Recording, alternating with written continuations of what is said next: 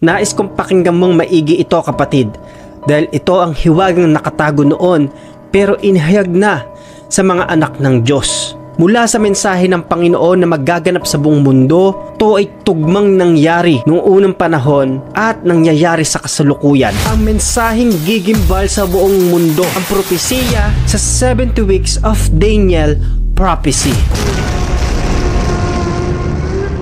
Daniel chapter 9 verse 24. 7 linggo ang panahong palugit sa iyong sambahayanan at sa banal na lungsod upang tigilan ang pagsuway, wakasan ng kasamaan at pagbayaran ng kasalanan. Unang part na 7 weeks at yung 62 weeks naganap na po yan. Accurately kung paanong sinabi ni Daniel na marirebuild yung Jerusalem. Sa unang part po, umabot po yan ng 49 years hanggang sa pagtayo ng Jerusalem, kasi wasak sa panahon ni Daniel yan. Nakalagay po sa Tyrus Cylinder. At yung pangalawang part, mula sa pagkaka-rebuild ng Jerusalem hanggang sa resurrection ng Panginoong Hesukristo. Meron na lang isang hindi nagaganap. Ano po yun? Yung huling 7 linggo na katumbas ay 7 years. Ito yung the 7 years of tribulation. Nakarami na nating pinag-aralan about sa last days. Sa pagdating ng Panginoong Hesukristo, wawakasan po niya yan.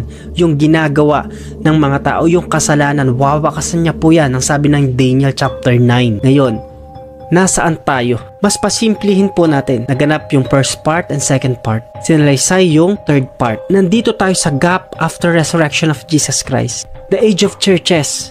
2,000 years gap.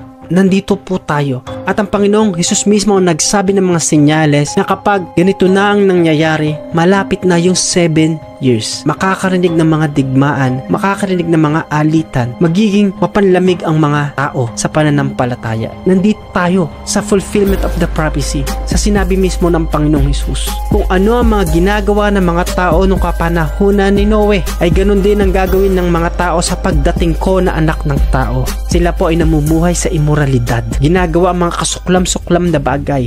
Ibig sabihin po dyan, hindi nila pinapakinggan yung salita ng Diyos. Matinding panlalamig. At sa panahon po natin ngayon, kahit napakarami ng nangangaral, sinasantabi ang Ebanghelyo, sinasantabi ang paalala ng Diyos. Bakit? Kasi nandito na tayo sa panahon na to at hinihintay na lang yung mga magaganap. Kung natupad yung 3/4 ng 70 weeks prophecy, pwedeng anytime mangyari na yung huling part. Ito na yung panahon para maging seryoso tayo, kapatid, sa ating pananampalataya. Kung hindi mo pa pinaniniwalaan yung salita ng Diyos, sign na po ito para manumbalik sa Panginoon. At kung meron pa rin tayong ginagawang kasalanan, sapat na po yung napakinggan natin para sidlan tayo ng takot, para tayo ay makalakad sa kalooban ng Diyos.